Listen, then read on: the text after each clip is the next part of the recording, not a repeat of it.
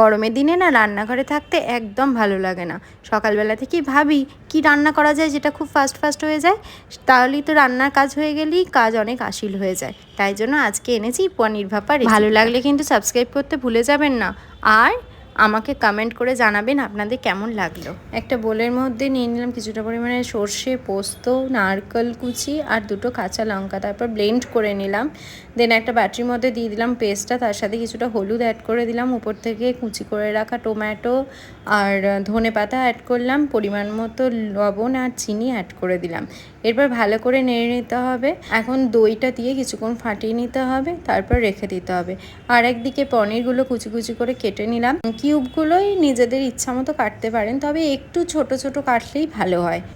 এখন মশলার সাথে পনিরগুলো ভালো করে মিশিয়ে এটা প্যানের মধ্যে কিছুটা জল দিয়ে এই বাটিটা বসিয়ে দিলাম। ব্যাস রেডি পনির ভাপা, ইয়াম্মি ইয়াম্মি।